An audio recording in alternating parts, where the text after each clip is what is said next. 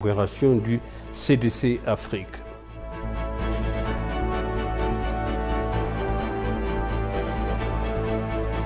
Le TPLF a entamé le premier cycle de remise d'armes lourdes au gouvernement fédéral conformément à l'accord de paix de Pretoria.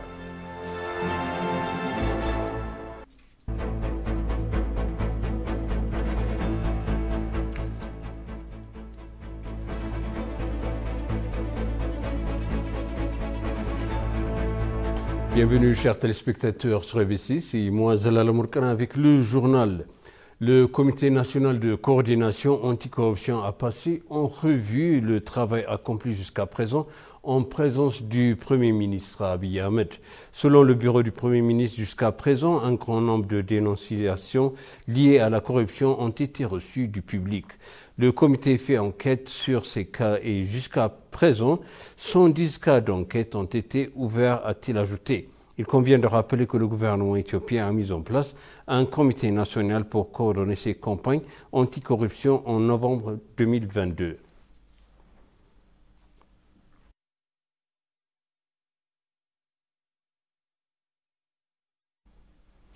Addis Wog, la version amharique d'Addis Dialogue, une plateforme mensuelle sous les auspices du bureau du Premier ministre, s'est tenue sous le thème « Notre peuple, notre capacité ». La discussion a mis l'accent sur les avantages et les inconvénients de la croissance démographique par rapport à la stabilité économique, à la fourniture de services et à la paix et à la sécurité. L'un des panélistes, Fessouma Safa, ministre du Plan et du Développement, a souligné que le gouvernement estime que la croissance démographique aide le pays de deux manières. Ishetal Wendemaner, l'autre panéliste, pour sa part, déclarait que selon les résultats de la recherche, 20 pays dans le monde qui ont une forte croissance démographique ont été plongés dans l'instabilité.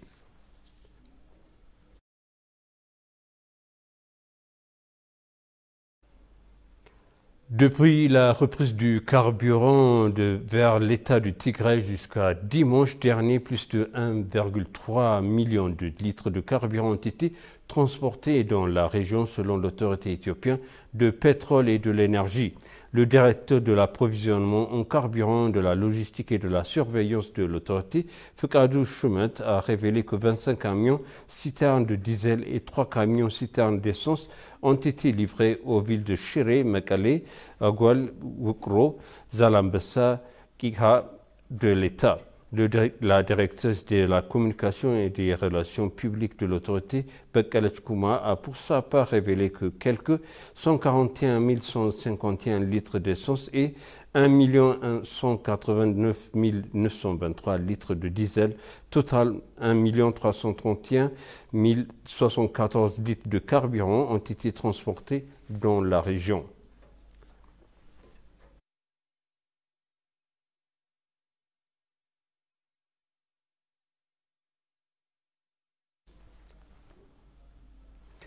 Le ministre chinois des Affaires étrangères, Qin Gang, et le président de la Commission de l'Union africaine, Moussa Faki Mahamat, ont inauguré le siège du Centre africain de contrôle de maladies CDC ici à Addis Abeba. Pendant ce temps, le CDC Afrique, qui a été construit avec le soutien financier du gouvernement chinois, serait un exemple de la coopération florissante sino-africaine. Les deux parties ont également signé un accord pour promouvoir la coopération entre l'Afrique et la Chine. Par la suite, Moussa Faki Mahamat, président de la Commission de l'Union africaine, a remercié le gouvernement chinois pour son soutien indéfectible au développement de l'Afrique, affirmant que l'ouverture du CDC Afrique peut être citée en exemple et peut assurer une grande solidarité avec l'Afrique.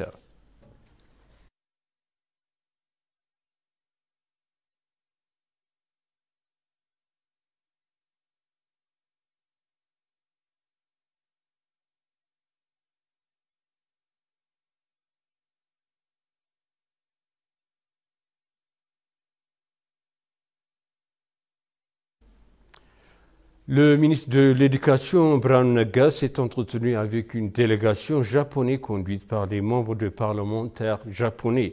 La délégation est composé de deux membres du Parlement japonais, Suzuki Narikazu et Suzuki Takako, ainsi que le président du Partenariat mondial pour l'éducation GPE de l'éducation, Cannot Wait ECW.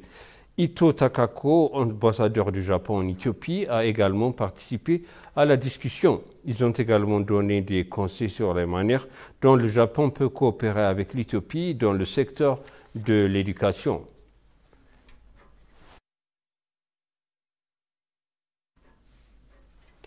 La force de défense nationale a révélé que le TPLF avait entamé le premier cycle de remise d'armes lourdes au gouvernement fédéral conformément à l'accord de paix de Pretoria. Des représentants du gouvernement éthiopien et des autorités tigréennes ont également confirmé le désarmement des armes lourdes par les forces de Tigré lors de la conférence de presse conjointe à Mekelle. Les observateurs de l'Union africaine qui ont assisté à la remise ont déclaré que cette décision était une étape cruciale pour aider à maintenir l'accord de paix. Pour sa part, le représentant du TPLF, Mulugeta Gebrekristos, a annoncé que la remise des armes a été officiellement commencée conformément à l'accord. De même, la remise des armes se poursuivra dans les zones où les armes sont rassemblées, a-t-il ajouté.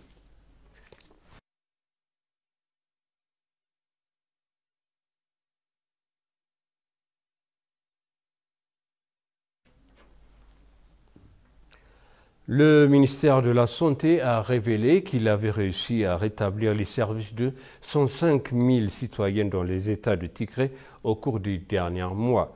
La signature de l'accord de paix à Pretoria et plus tard à Nairobi a créé un climat propice au rétablissement de services de santé indispensables dans le Tigré déchiré par la guerre. L'IA a déclaré que l'entretien des équipements et des installations médicales a facilité les choses. La ministre de la Santé a en outre révélé que des préparatifs sont en cours pour envoyer plus de 10 tonnes de médicaments de fourniture médicale par voie aérienne. Des projets de restauration complète des services aux États phares Amara sont en préparation aussi.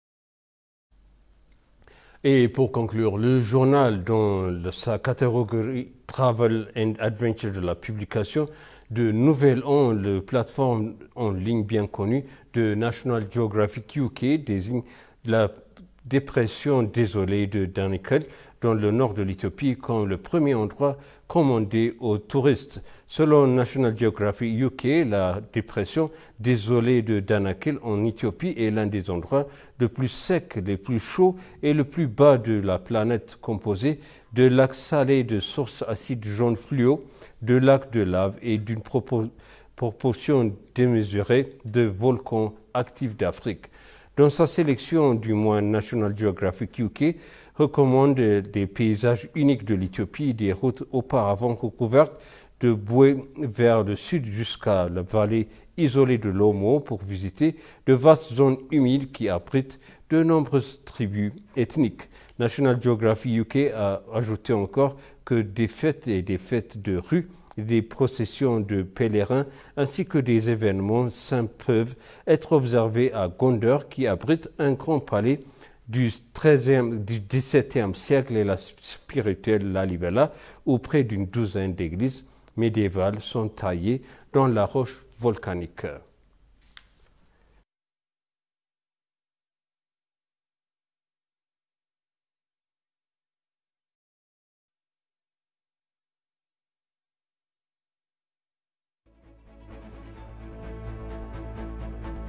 Et maintenant, je rappelle les titres principaux. L'Afrique et la Chine signent un accord pour accroître la coopération lors de l'inauguration de CDC Afrique.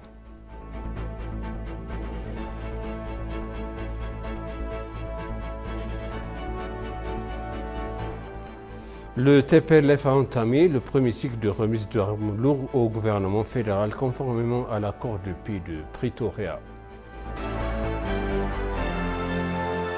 Chers téléspectateurs, ainsi s'achève le journal. C'était moi, Zalala Morkana, avec vous et je vous souhaite une bonne suite de programme.